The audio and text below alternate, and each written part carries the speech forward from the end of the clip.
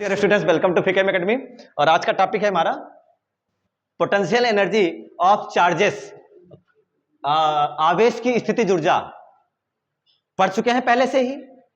बताओ मुझे, अगर हमारे पास धरती पे कोई फील्ड नहीं है, कोई फील्ड नहीं है, अकेला चार्ज लेकर के आए, कहीं से तोड़ करके ऐसे लेकर के आए, बताओ इसकी potential energy. Potential energy zero. अकेला चार्ज तोड़ के लाए हो, याद करो सिस्टम बनाने में अकेला चार्ज लेकर आते थे, U2 जीरो लिखते थे तो ये जीरो हो गया। लेकिन अगर मैं कहूं ये ला करके यहां रख दिया, अब बताओ दूसरा लेकर आए Q2 और R डिस्टेंस पे रख दो, अब बताओ energy K Q1 Q2 upon R। तो ये हो गया potential energy of system of charges. दो सिस्टम हो, एक और तीसरा लेकर क्या हो गया, तो फिर due to 2 ऑफ 3, ऐसे तो करते हो। ये हो गया potential energy of system of charges, दो आवेशों की ऊर्जा। अब सोचो, आपने ये एनर्जी तब बताई जब धरती पर कोई फील्ड नहीं मौजूद थी। अब सपोज दैट कोई एक्सटर्नल फील्ड ऑलरेडी प्रेजेंट हो, हमारे पास कोई बढ़िया से कोई तीव्रता, कोई वैद्युत क्षेत्र ऑलरेडी प्रेजेंट हो, और तब हमें एनर्जी फाइंड आउट करनी है। तो potential energy in external field, बाह्य वैद्युत क्षेत्र में स्थितिज ऊर्जा, बाह्य वैद्युत क्षेत्र में। अब बाह्य वैद्युत क्षेत्र में तो टॉपिक यही होगा, बाह्य वैद्युत क्षेत्र में स्थितिज ऊर्जा। उसको देख लो, समझ लो। मान लो मेरे पास ये कोई एक्सटर्नल फील्ड है। अब सबको पता है इसमें हायर पोटेंशियल बी है और लोअर पोटेंशियल ए है। सबको पता है हायर पोटेंशियल बी है और लोअर पोटेंशियल ए है। सबको पता है हायर पोटेंशियल बी है और लोअर पोटेंशियल ए है। तो जब मैंने पहली बार ही बोला तो क्यों नहीं चिल्लाए? पहली बार बोलने पर चिल्लाना चाहिए ना। तुम लोग ध्यान देते नहीं हो, इसी से पता लग जाता है मुझे कि क्लास में सो रहे हो, जागते रहो, ध्यान देते रहो। तो हायर पोटेंशियल ए है और लोअर पोटेंशियल बी है। और ऐसे केस में आप सबको पता है कि अगर आप चार्ज कोई लेकर के आओगे यहां से यहां तक, तो वर्क डन करोगे। एक्सटर्नल एजेंट को वर्क डन करना पड़ेगा भाई। आप जबरदस्ती लेकर के आओगे Q0 को और लेकर के यहां से यहां तक वर्क डन करोगे, वही पोटेंशियल कह दिया जाता है। यानी यहां पर कोई ना कोई पोटेंशियल है, यहां पर कोई ना कोई पोटेंशियल है। तो अगर मैं अकेले चार्ज को, ध्यान से सुनना, अगर मैं अकेले चार्ज को, यहां कोई फील्ड नहीं है, स्वतंत्र अपना राज है, ठीक है, पापा के जाने के बाद घर का माहौल, ठीक है, तो ये प्लस Q लेकर के आ रहे हैं, कोई फील्ड, बताओ यहां ला करके मैंने रखा, बोलो एनर्जी, बोलो एनर्जी जीरो। एनर्जी क्यों जीरो नहीं होगी? जीरो होगी, कोई फील्ड ही नहीं है। अरे ऊपर मैंने अलग डायग्राम बना रखा है, जीरो होगी क्योंकि अकेला चार्ज है भाई। लेकिन अब यहां पर मान लो मैं कोई चार्ज प्लस Q0 को लेकर के आऊं और यहां पर लाके रख दूं, अब बताओ पोटेंशियल एनर्जी जीरो कि नॉन जीरो? क्यों? क्योंकि कोई ना कोई फील्ड है, कुछ ना कुछ वर्क डन करना पड़ेगा। तो अकेले चार्ज की भी एनर्जी हो सकती है, अकेले चार्ज की भी एनर्जी हो सकती है। और वो कब होगी? जब आप किसी एक्सटर्नल फील्ड प्रेजेंट होगी। यहां पर अब मैं अगर सोचो, अगर Q0 ला करके रख दूं, अब ये अपनी फील्ड बनाने लग गया, एक Q1 ला करके रख दिया, अपनी फील्ड बनाने लग गया। अब इसको लेकर के आओगे तो वर्क डन करना पड़ेगा। तो वर्क डन जो आपने किया वो फील्ड में ही किया। तो potential energy in external field, बाह्य वैद्युत क्षेत्र में स्थितिज ऊर्जा, हेडिंग डाल दो सब लोग, बाह्य वैद्युत क्षेत्र में स्थितिज ऊर्जा, potential energy in external field, बाह्य वैद्युत क्षेत्र में स्थितिज ऊर्जा, potential energy in external field, बाह्य वैद्युत क्षेत्र में स्थितिज ऊर्जा, बाह्य वैद्युत क्षेत्र में स्थितिज ऊर्जा। अब इधर मान लो यहां से यहां तक का, यहां पर कोई चार्ज बैठा है, उसकी अपनी फील्ड होगी। एक लाइन से देख लो, अगर आप देखना चाहो तो एक लाइन से देख सकते हो। फिलहाल ये Q है, इस Q से R डिस्टेंस पे सबको पोटेंशियल पता है कितना? KQ upon R। अरे यहां से R डिस्टेंस पे मैं पोटेंशियल पूछने जाऊंगा तो P पॉइंट पे तो कहोगे सर KQ अपॉन R, बिंदु आवेश के कारण विभव, ठीक है, potential due two point charge. अब अगर मैं कहूं कि यहां से कोई चार्ज लेकर के आऊं और इस फील्ड में रखूं, इस फील्ड में ला करके रखूं, सोचो यहां से कोई अनंत से लेकर के आ रहे हो, इनफाइनाइट से Q0 को, या फिर Q को ही लेकर के आ रहे हो इनफाइनाइट से, ला करके यहां तक रखोगे, तो बताओ कितना वर्क डन करोगे? W बराबर, what is W? Work done क्या? V final minus V initial. V initial zero है और V फाइनल, क्या यहां से यहां तक कोई ना कोई पोटेंशियल तो होगा ही। अरे होगा कि नहीं होगा? जो कि होगा KQ अपॉन R, है कि नहीं है? तो यहां से यहां तक ला करके जो वर्क डन होगा वो होगा इक्वल टू, क्या लिखोगे? Work done equal to sir K कहां गया? Q लिखोगे ना, Q V final delta V, very good, V final minus V initial. अब सबको पता है इनिशियल शुरू कहां से किया था? इनफाइनाइट का पोटेंशियल जीरो, तो आपके पास Q इंटू V ही रह जाएगा। और भी मैंने भी ही कंसिडर किया है, तो W या W बोलो या एनर्जी बोलो, कितना हो जाएगा, वर्क डन ही एनर्जी है, बोलो कितना हो जाएगा, Q into V, Q V, only Q V, ऐसे कर दिया। तो ये हो गया वर्क डन। कितने चार्ज लेकर आया मैं, कितने charge, potential energy of single charge. कब डिफाइंड है, जब कोई फील्ड ना हो या फील्ड हो, जब कोई फील्ड ना हो तो जीरो आती है। अब ये भी बढ़ा हमने, के Q1 Q2 अपान R में Q2 जीरो हो जाएगा। और लेकिन अगर फील्ड ऑलरेडी प्रेजेंट है तो एक चार्ज की पोटेंशियल एनर्जी कितनी होती है, कितनी होती है, QV या VQ, जो आप याद रख सकें, PQRSTUV, पहले Q आता है फिर V आता है, तो मैंने QV पहले लिखा। ये क्या है, एकल आवेश की ऊर्जा, single potential energy of single charge. ये तो आप एक ही आवेश लेकर आओ, एकल आवेश की ऊर्जा। सेकंड, और कितने चार्ज को ला सकते हो, क्या एक ही लाओगे, दो भी ला सकते हैं, दो भी ला सकते हैं, लेकर आओ दूसरे चार्ज को। दूसरा चार्ज लेकर आओगे तो सोचो ये, अब ध्यान से देखो, मान लेते हैं हम सब दूसरे चार्ज को लेकर आए, पहला चार्ज हो गया Q1, दूसरा चार्ज हो गया Q2, दोनों बैठे हैं, मुझे लेकर के आओ, लेकर आओ, लेकर आओ, मेरी एनर्जी बताओ, खुश हैं, लेकर के आओ, यहां पर पॉइंट ए पर रख दिया। कितने पर रख दिया, Q1 को मैंने रख दिया ए पर, और मान लेते हैं ए का पोटेंशियल है V1, क्योंकि Q1 लाकर रखा गया। अब बताओ इसकी एनर्जी, बोलो Q1 की एनर्जी कितना, W इक्वल टू, ये W1 मान सकते हो क्योंकि अभी Q2 बचा है, अभी Q2, W1 कितना, W1 कितना, ये क्या हो जाएगा आपका, Q1 V1 होगा, तो W1 हो जाएगा Q1 V1 हो गया। अकेला चार्ज लेकर आते हैं तो इतनी ही तो एनर्जी होती है, बट हम इस बार सर दो चार्ज लेकर के चल रहे हैं, इस बार हमारा दो चार्ज का सिस्टम है। सोचो जब दूसरा चार्ज लेकर के आओगे और मान लो यहां पर रखा, वहीं पर रखोगे तो कोई बात ही नहीं है, मत रखो, जिद्दी थोड़ी हो कि नहीं वहीं रखेंगे सर, तो क्या मतलब ही रहेगा। इसको यहां ला करके रखो बी पॉइंट पर, और बी पॉइंट पर आप किसको ला करके रख रहे हो, Q2 को, और मान लेते हैं पोटेंशियल यहां से यहां तक का कितना हो जाएगा, V2। अब बताओ इसकी एनर्जी कितनी हो जाएगी, अब बताओ W2 Q2 V2, तो net energy Q1 V1 plus, क्या ये सही है, क्यों नहीं सही है, सही है, थोड़ा बहुत इनकम्प्लीट है। क्या फॉल्ट है इसमें, फॉल्ट ये है कि आपने एक चीज इग्नोर कर रहे हैं, वो क्या चीज है, नोटिस करो, अगर कोई बताओ तो नोटिस करे कोई, अगर योद्धा बैठा है यहां तो। इलेक्ट्रिक फील्ड क्या, electric field of Q1, very good, ये नोटिस करने बैठा है। नोटिस करो जो इसने नोटिस किया, आप एक Q1 को लेकर के आए, यहां पर रख दिए, क्या ये अपनी फील्ड बनाने लगा, यस, ये भी तो अपनी फील्ड बनाने लगा। तो जब दूसरा Q2 लेकर के आओगे तो ये फील्ड तो धक्का मारेगी V2, लेकिन क्या वो भी काम करवाएगा जबरदस्ती, तो वो भी काम करवाएगा, तो उसकी भी तो एनर्जी लिखोगे, और उसको लिखते हो potential energy U, potential energy of Q1 Q2, वो भी तो एनर्जी होगी नहीं होगी, एक्स्ट्रा वर्क डन हो जाएगा वो एक्स्ट्रा, इसके द्वारा इस फील्ड का, एक्सटर्नल फील्ड की, बाह्य विद्युत क्षेत्र की तो ऊर्जा होगी ही होगी Q2 V2, लेकिन एक और एनर्जी आएगी, वो क्या होगी, तीसरी कौन सी जुड़ेगी, U ऑफ 1 ड्यू टू, या U ऑफ 2 ड्यू टू 1, या U ऑफ 1 ड्यू टू 2, कुछ भी बोलो आप, क्या हो जाएगा, K Q1 Q2 अपान R। अरे थोड़ी देर के लिए फील्ड इग्नोर कर दो, तो आपके पास बताओ यहां से R डिस्टेंस पे रखोगे तो क्या हो जाएगा, इतना ही तो होगा ना, तो ये हो जाएगा आपके लिए, डायग्राम फिर से बना लेना अपने आप से, R12, चार्ज 1 और चार्ज 2 के बीच की डिस्टेंस, तो बताओ टोटल एनर्जी क्या आएगी, U इक्वल टू क्या लिखा जाएगा, W1 plus W2 plus U21, final formula हो जाएगा, U नेट हो जाएगा Q1 V1 plus Q2 V2 plus K Q1 Q2 upon R12, ये potential energy due to of two system, of two charges. Clear हो गया सबका।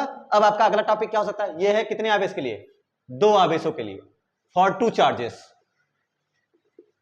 दो आवेशों के लिए। अच्छा एक चीज नोटिस करो, एक चीज नोटिस करो, इसका कॉमन पॉइंट, हमने यहां पर दोनों आवेशों को कैसे लेकर के आए, एक ही बार में कि अलग अलग, अगर एक ही बार में लाने की कोशिश करें तो, और सोचो एक पॉजिटिव हो और एक निगेटिव हो तो क्या वो डाइपोल हो जाएगा कि नहीं हो जाएगा, एक पॉजिटिव एक negative, equal and opposite charge, एक पॉजिटिव एक निगेटिव, और इकट्ठा ला रहे हैं, अप एंड डाउन वाला, टॉप एंड बॉटम वाला लेकर इकट्ठा आ रहे हैं, एक्सटर्नल फील्ड में वर्क डन करना पड़ेगा नहीं करना पड़ेगा, नहीं करना पड़ेगा, ये आंसर तुम्हें कैसे पता है, ठीक है। आइए चेक करते हैं हम अब क्या पढ़ने वाले हैं, पोटेंशियल एनर्जी एकल आवेश की ऊर्जा दो आवेश की अलग ऊर्जा, लेकिन ये अलग अलग चार्जेस हैं। अब पढ़ेंगे डाइपोल की ऊर्जा, energy of dipole in external electric field. अगला हेडिंग सबका वही पड़ेगा, ठीक है। अगला टॉपिक है आपका potential energy of dipole in uniform external field, एक समान बाह्य विद्युत क्षेत्र में द्विध्रुव की स्थितिज ऊर्जा। तो जो जो बोला है वो करो, क्या क्या बोला है। सबसे पहले यूनिफॉर्म इलेक्ट्रिक फील्ड, डाइपोल, ये दोनों चीजें होनी चाहिए, वो दोनों चीजें हम लोग कर सकते हैं। क्या ऐसा कुछ मिलता जुलता पहले भी पढ़ा है? ऐसा भी मिलता जुलता पहले पढ़ा है? इलेक्ट्रोस्टैटिक 1 में पढ़ा नहीं है? क्या पढ़ा है? टॉर्क, वेरी गुड, बलाघूर्ण पढ़ा है आप लोगों ने। क्या आता है फार्मूला टॉर्क का? P sine theta, tau equal to P sine theta या पी क्रॉस ई, पढ़ा है ना। तो फिर अगर इसको भी हम लेकर के उसमें रखते हैं तो उसके ऊपर टॉर्क वगैरह कुछ लगेगा और टॉर्क का कुछ ना कुछ वर्क डन करेगा। अब सबको पता होगा वर्क डन का फार्मूला W बराबर F इंटू एस, ये तो होगा ट्रांसलेशन मोशन का। रोटेशनल मोशन का कोई मुझे वर्क डन बताओ, रोटेशनल मोशन का work done of translation motion, work done of rotational motion, W equal to tau theta, या अड्डी W निकालोगे तो टाउ डी थीटा। अरे भाई टॉर्क का थीटा से एंगुलर डिस्प्लेसमेंट के साथ प्रोडक्ट ले लेते हैं, ये होता है आपका घूर्णन गति में किया गया कार्य, work done in rotational motion, W equal to tau theta, ऐसे याद कर लो, टाउ थीटा। अरे टॉर्क है और ये एंगुलर डिस्प्लेसमेंट है, ये क्या है? फोर्स है, ये क्या है? डिस्प्लेसमेंट है। तो रोटेशनल में एंगुलर चलने लगता है और इसमें अरे मोमेंटम, एंगुलर मोमेंटम, संवेग, कोणीय संवेग, तो यहां एंगुलर चलने लग जाता है। तो इसी चीज को हमें पढ़ना है।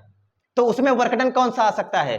अब आप खुद ही सोचो, टॉर्क हमने जब पढ़ा था ये टॉपिक कि torque on dipole on external electric field, तो आपने क्या पढ़ा था कि टॉर्क को चलाना पड़ता है, मतलब जो डाइपोल है विद्युत ध्रुव ट्रांसलेशन मोशन करता है, स्थानांतरित गति करता है या घूर्णन? रोटेशनल करता है। ट्रांसलेशन क्यों नहीं करता? क्योंकि नेट फोर्स जीरो होता है, तो नेट फोर्स जीरो होता है, यानी ट्रांसलेशन का सवाल ही नहीं है। हमें क्या याद रखना है? Work done by torque, work done by torque, केवल यही पढ़ना है हम लोगों को। वर्क डन बाई फोर्स नहीं पढ़ना है, क्योंकि वर्क डन बाई फोर्स कितना हो जाएगा भाई? जितना पॉजिटिव क्यू को ढकेलोगे उतना नेगेटिव क्यू भागा है उधर है। मेरी बात समझ रहे हो? जितना पॉजिटिव क्यू को फील्ड में ढकेलोगे उधर को, नेगेटिव क्यू अपने यहाँ पे भागा हुआ है। तो जितना प्लस वर्क डन उतना है माइनस वर्क डन, यानी चलाने में कोई एनर्जी नहीं होगी। तो चलाने में कोई एनर्जी नहीं, चलाएं क्यों सर? घुमा ना दें। अब देखो एनर्जी चेंज होती है। तो हमारा जो टॉपिक है चलाने में नहीं, चलाने में नहीं, किसमें एनर्जी? घुमाने में। तो इसकी फील पता होनी चाहिए। बाय विद्युत क्षेत्र में द्विध्रुव की स्थिति बताएंगे तो जरूर, लेकिन चलाने में नहीं बताएंगे उसको, घुमाने में। वरना हमेशा आपने एनर्जी कहां से बताई? चार्ज को कहां से उठा के लाके पटके हो? इनफाइनाइट से, याद है? तो आइए हम एक एक्सटर्नल फील्ड बना लिया जाए। बन गई सबकी? बोला है यूनिफॉर्म एक्सटर्नल फील्ड, हमारी विद्युत क्षेत्र बन गया, जिसकी वैल्यू हम लोग रख लेते हैं E। अब और क्या चीज अधूरा है इसमें? डाइपोल चाहिए हमको। अब डाइपोल इसमें भी बना लिया जाए, एक माइनस क्यू और एक प्लस क्यू, और हमने बना दिया मान लो थोड़ी देर के लिए ऐसे, ये प्लस क्यू और सीधा ही रख, चलो तिरछा ही रख लेते हैं, ठीक है। ये प्लस क्यू और आपका क्या हो जाएगा? Minus Q. Dipole total length इसकी सबको पता है 2L, पता है ना 2L। इस बार लेंथ का कोई लोचा नहीं होगा, क्योंकि हमने ऑलरेडी टॉर्क पढ़ रखा है, पी साइन थीटा ऑलरेडी पढ़ रखे हैं, इसलिए हमें घबराना नहीं है। तो ये हो गया माइनस क्यू प्लस क्यू। अब सोचो, मान लो ये ऊपर वाला माइनस क्यू है, नेगेटिव वाला क्या है? माइनस क्यू, और ये वाला क्या है? Plus Q. तो प्लस वाला ऐसा कर लेते हैं। इलेक्ट्रिक फील्ड में क्या प्लस वाला धक्का इसको देगा दूर, ये प्लस वाली फील्ड इसको दूर धक्का देगी। पॉजिटिव चार्ज किधर भागता है? हायर पोटेंशियल से लोअर पोटेंशियल। तो क्या ये प्लस, या फिर आप कहिए इलेक्ट्रिक फील्ड की डायरेक्शन में भागता है पॉजिटिव। तो खुद ही सोचो, ये इधर भाग रहा है लेकिन आप धक्का दे रहे हो, चल चल चल। और क्या ये माइनस वाला इसको चलाना पड़ा कि चल रहा है? क्योंकि ये माइनस और इधर प्लस, तो क्या ये भागेगा अपने आप? यानी सर अनंत से इसको ऐसे लेकर के आओगे तो कोई वर्क डन नहीं होगा, ना कोई एनर्जी होगी। तो हमें एक चीज पहले क्लियर हो चुका है कि एनर्जी सर घुमाने में है, चलाने में नहीं है। और वैसे भी पढ़ रखा था ट्रांसलेशन मोशन में work done, sorry torque zero होगा। Translation motion force, translation motion होगा ही नहीं, है ना, क्योंकि ट्रांसलेशन मोशन में फोर्स जीरो आया था। तो वही चीज यहां भी रिपीट कर देना है। इसको चलाने में वर्क डन नहीं होगा, मैं कहो तो लिख दो इसको। इनफाइनाइट से एनर्जी क्या चीज है? अनंत से किसी को ला करके फील्ड में रखने में जो वर्क डन है वही एनर्जी है। लेकिन इस बार तो कोई एनर्जी आएगी नहीं अंदर से लाने में। तो सर इसको अंदर रख दे फील्ड में और घुमाएं इधर उधर, तो क्या कुछ ना कुछ एनर्जी आएगी नहीं आएगी? आप खुद ही सोचो। इसको ऐसे किया, ऐसे कर दो, ऐसे, ये प्लस वाला ऐसे है ना, ऐसे प्लस वाला ऐसे ही तो होगा। आप ऐसे कर दो प्लस वाला, क्या इस पर धक्का लगेगा? आप यहां से इसको ऐसे घुमा दो, क्या इसके अंदर वर्क डन करना पड़ा कि नहीं करना पड़ा? क्योंकि प्लस वाला इधर नहीं आना चाह रहा, आप जबरदस्ती ला रहे हो, और माइनस वाला उधर नहीं आना चाह रहा, आप जबरदस्ती ले जा रहे हो, तो वर्क डन तो करना ही पड़ा हर हाल में। खुद ही सोचो इस चीज को। तो जबरदस्ती कार्य करोगे जब इसके ऊपर, तो वो एनर्जी के रूप में खा लेगा उसको, कहेगा जो वर्क डन किया मैं एनर्जी के रूप में रखा। जैसे छोड़े हो ना, जैसे छोड़ा, जैसे ऐसे कर दिया, जैसे छोड़ा, देखो तुरंत न्यूट्रल हो जाएंगे और तुरंत एनर्जी इक्विलिब्रियम में आ जाएंगे। बात समझ में आ रही ना? वो तुरंत इक्विलिब्रियम में आने की कोशिश करेगा। तो जो आप इसको चलाने में कोई वर्क डन नहीं करोगे, क्या लिख सकते हैं इसमें? सबसे पहला, अनंत से एनर्जी इसमें कहां होगी? What is the potential energy of dipole in external field? Not due to translation motion but due to rotational motion is presence of potential energy. यानी यहां लिख सकते हो आप कि अनंत से फील्ड में लाने में, FIELD, फील्ड में लाने में कोई वर्क डन, लाने में नहीं लिखा मैंने, लाने में कोई वर्क डन होगा कि नहीं होगा? नहीं होगा। अरे भाई जितना प्लस के ऊपर करोगे उतना माइनस के करके बैठा है, जितना धन कार्य उतना ऋण कार्य, धन ऋण, जितना पॉजिटिव वर्क उतना निगेटिव वर्क, खत्म हो गया, कोई वर्क डन नहीं होता। तो energy due to translation motion, स्थानांतरित गति के कारण ऐसे ऐसे चलाओगे, कोई एनर्जी होगी? नहीं होगी, तो वर्क डन नहीं होता। अतः energy due to translation motion equals to 0। Second point, sir एक मन में ख्याल आया, चलाने में जब कोई एनर्जी नहीं होती तो घुमा ले और देखते हैं कितनी एनर्जी होती है, पता लग जाएगा अभी इसकी औकात कितना बड़ा है ये। घुमा लो, घुमाने में कुछ समझ में आया है क्या? ऐसे मान लो रखा है, ऐसे सोचो, ऐसे रखा है, क्या बताओ शांत है कि नहीं शांत है? ये वाला प्लस है, ब्लैक वाला माइनस है, आप बताओ शांत है कि नहीं शांत है? इधर वाला जो प्लस है वो इसको खींच रहा है, इधर वाला जो माइनस है वो इसको खींच रहा है, इक्वल एंड अपोजिट फोर्स शांत से पड़ा है। आओ परेशान करो इसे, परेशान करो इसके ऊपर, चलो ऊपर चलो और इसको नीचे लेकर आओ, ये आया कि नहीं आया? अब आपने ताकत लगाई भाई, वर्क डन करा, और वही वर्क डन किसके रूप में स्टोर हो जाएगा? एनर्जी के रूप में। तो इंफिनिटी से फील्ड में लाने पे कोई वर्क डन नहीं होता, बल्कि फील्ड में रख लेने के बाद, after putting it in field, इसको घुमाने में वर्क डन होता है। तो क्या लिख सकते हो यहां पर? क्षेत्र में घुमाने में वर्क डन होगा, घुमाने में कार्य होता है, और यही क्या हो जाएगा? एनर्जी होगा। अरे वर्क डन ही तो एनर्जी होता है, work done by conservative force is potential energy. वैद्युत स्थितिज ऊर्जा, या दुनिया में कोई भी स्थितिज ऊर्जा हो, कौन से बल के लिए डिफाइन है? संरक्षी बल के लिए, कंजर्वेटिव फोर्स के लिए।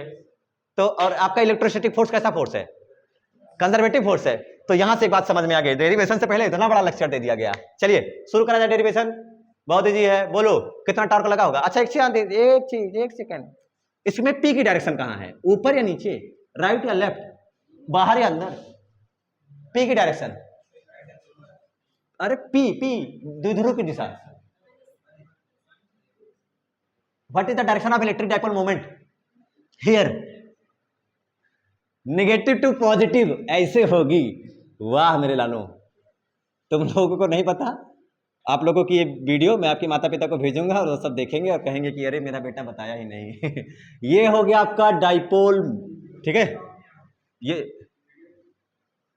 इसको ऐसे ना करके ऐसे बना ले, थोड़ा सेंटर में, ये थीटा, ठीक है?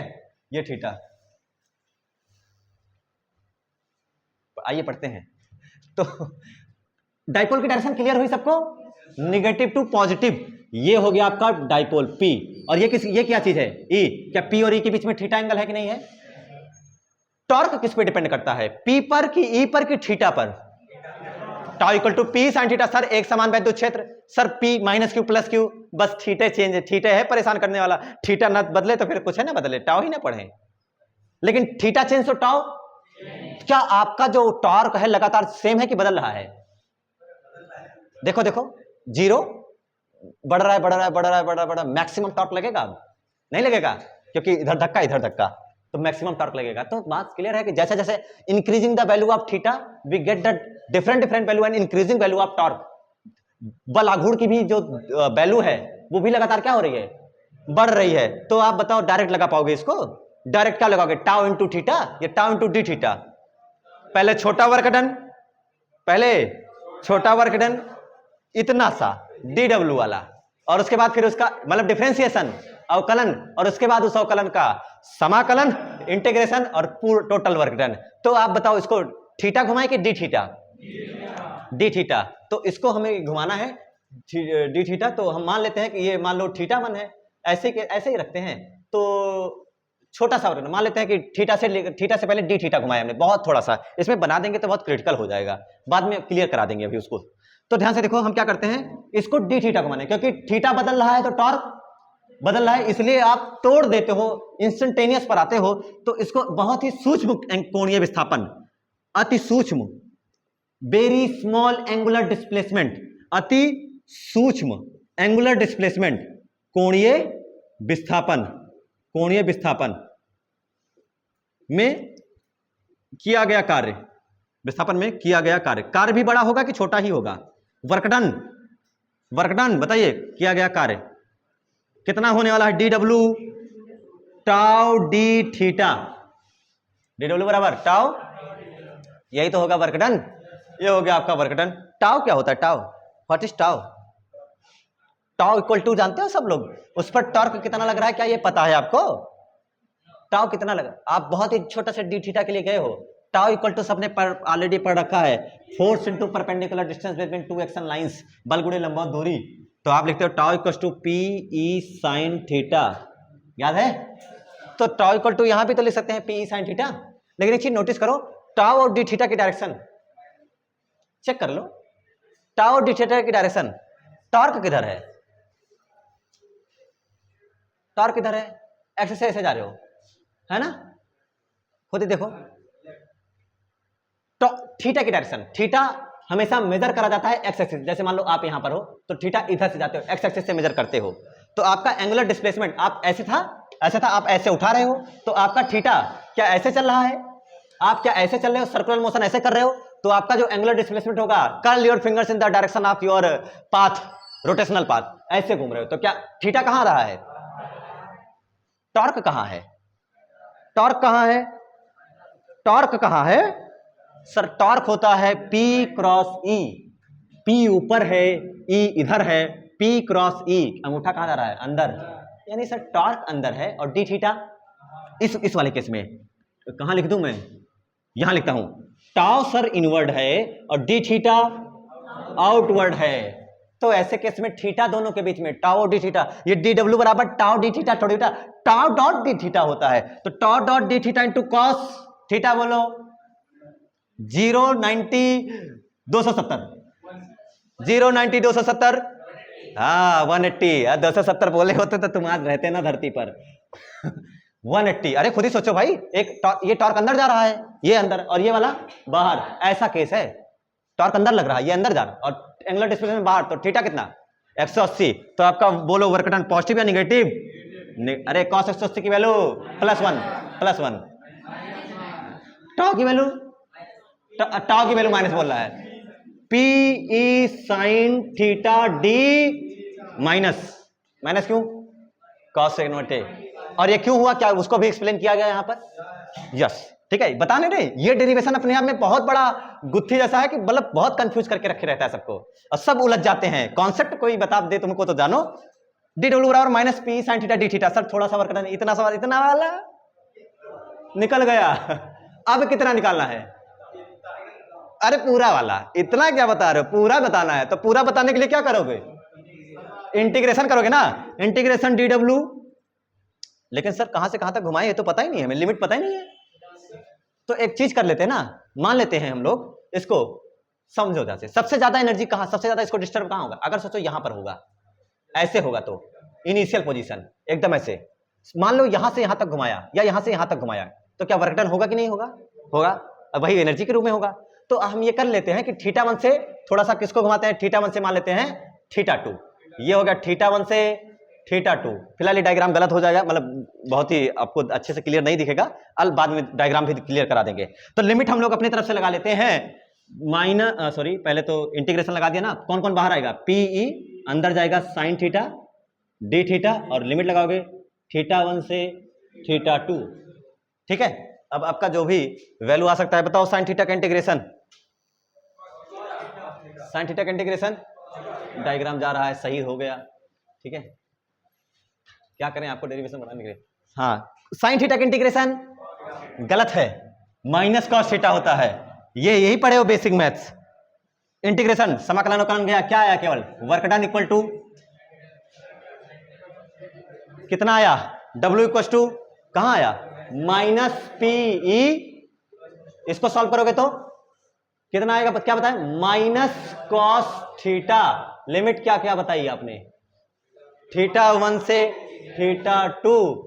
तो सॉल्व करोगे तो आगे क्या? माइनस माइनस दो दो है, खा लो। कितना आएगा? पी ई, लिमिट लगाओ, cos theta, higher limit minus lower limit, cos theta 2 minus cos theta 1। Clear हो गया सबको? फार्मूला क्लियर है? Cos theta 2 minus cos theta. किसी को दिक्कत तो नहीं है ना? ये चीज आपको सबको अच्छे से क्लियर होना चाहिए। cos theta 2 minus cos theta 1, maximum kinetic energy, sorry kinetic energy बात आ गई। यही वर्क डन किसके रूप में स्टोर हो जाएगा? हाँ, यही वर्क डन किसके रूप में स्टोर हो जाएगा? एनर्जी के रूप में, यही वर्क डन। तो आप लिख सकते हैं U equal to P E cos theta 2 minus cos theta 1। ये आपके लिए पहला फार्मूला एनर्जी का। अभी इसको और एक्सप्लेन करना है, बट इतना नोट करें, जूल।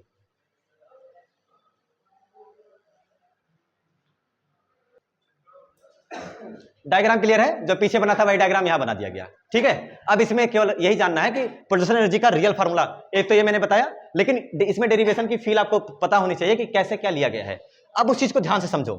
अगर इस फार्मूले से ऐसे लिखा जाए, यू इक्वल टू माइनस, बाहर कॉमन करो, क्या हो जाएगा? माइनस पीई, और अंदर क्या बचेगा? Cos theta 1 minus cos theta 2। अरे फार्मूला यही तो बनेगा, cos theta 1 minus cos theta. भाई केवल माइनस कॉमन किया है। अच्छा, अब इसके बाद आप समझो ध्यान से, इसको कहां से कहां लेकर के चल रहे हो? थीटा 1 से थीटा 2। अब इसको ध्यान से समझना, क्योंकि न्यूमेरिकल सारा इसी कॉन्सेप्ट से लगने वाला है। मान लेते हैं कि ये हमारा थीटा 1 पोजीशन पे रखा है, थीटा 1, और इसको थीटा 1 से कहां तक लेकर के जा रहे हैं? थीटा 2। तो ये पहुंच गया आपका डायपोल यहां, इस केस में कितने एंगल पर? थीटा 2 एंगल पर पहुंच गया। थीटा 1 से थीटा 2 तो पहुंच गया। अब जो वर्क डन है, क्या थीटा 1 पे ऑलरेडी पहले से पैदा था, प्रेजेंट था? थीटा 1 पे ऑलरेडी था कि नहीं था? अरे खुद ही सोचो, थीटा 1 पे पहले से था, यू इनिशियल ऑलरेडी प्रेजेंट रहेगी, और आपने उसको कहां ले जाकर के छोड़ दिया? थीटा 2 पर। वो हो गया यू फाइनल। अरे कितना हो गया? You final. तो यू इनिशियल पहले से था, आपने उसको ले जाकर के थोड़ी दूर और कर दिया, तो यू फाइनल। तो थीटा 1 से थीटा 2 तक लेकर के गए, और आप suppose that, let us suppose that हमारा थीटा 2 हम लेकर के गए उसको 90 डिग्री पर। थीटा 2 कितना? लेट अस सपोज हम उसको यहां से उठा करके, ऐसे था, इसको उठा करके इतना डिग्री पे, 90 डिग्री पर। क्या इस समय इसके ऊपर टॉर्क मैक्सिमम लगेगा कि मिनिमम लगेगा? Torque is maximum when dipole is at 90 degree with field. जब द्विध्रुव 90 डिग्री पर होता है, लंबवत होता है, तो क्या टॉर्क मैक्सिमम लगता है? और मैक्सिमम टॉर्क लगेगा तो उस समय एनर्जी मैक्सिमम होगी कि मिनिमम होगी? खुद ही सोचो। क्या इसके अंदर 100% चांस है कि अब ये डगमगाएगा और हिलने डुलने लग जाएगा, कि रुका रहेगा? मोशन करेगा कि नहीं करेगा? करेगा। तो इस समय इसके पोटेंशियल एनर्जी कितनी मतलब मानी जा सकती है, एक्सपेक्ट करी जा सकती है? क्या जीरो? जब ये थीटा 2 90 डिग्री पर पहुंचा दिया आपने, तो कितना मान सकते हो इसकी एनर्जी? जीरो मान सकते हो। यानी let us suppose that if theta 2, यानी फाइनल केस में आप कहां पहुंच रहे हो? कितने डिग्री पर? 90 डिग्री पर। 90 डिग्री पर पहुंच गए हो, तो आप यू एट थीटा 2, यानी यू फाइनल आप कितना एक्सेप्ट करेंगे? Sorry, zero. जब 90 डिग्री पहुंच जाएगी तो आपकी एनर्जी कितनी हो जाएगी? जीरो। अब इस फार्मूले को उतारो, क्या हो जाएगा? U equal to minus PE cos theta 1, ये U at theta 1 minus U at theta 2 लिखना चाहो तो यहां लिख सकते हो, अगर कंफ्यूज और होना है। You theta 1 minus you theta 2, cos theta 1 minus cos theta 2 कितना? 90। कॉस 90 की वैल्यू जीरो। तो क्या आपके पास केवल क्या आएगा? U due to theta 1, U due to theta 1 equal to क्या आएगा? Minus PE cos theta 1। तो आप डायरेक्ट लिख सकते हो, ये कितना हो जाएगा? जीरो, क्योंकि हमने एज्यूम कर रखा है ये चीज। तो आपके पास यू कितना आएगा? Minus P E cos theta. आप इसको इंप्लाइज करके लिख सकते हैं, पी कैसी क्वांटिटी है? वेक्टर स्केलर, वेक्टर सदिश, ई सदिश, कॉस थीटा अदिश, स्केलर है तो आपकी एनर्जी क्या आएगी, U equal to minus P vector dot E vector. ये आ गई आपकी एनर्जी का बढ़िया मस्त फार्मूला, जूल। क्लियर है? और इसके बाद इसके ऊपर ऑपरेशन और अभी बाकी है। मिलते हैं कल फिर इसी वक्त, तब तक के लिए ओके बाय। तब तक पढ़ाई जारी रहनी चाहिए, नोट्स बने, डेली रिवीजन हो, लाइक शेयर सब्सक्राइब करते रहिए।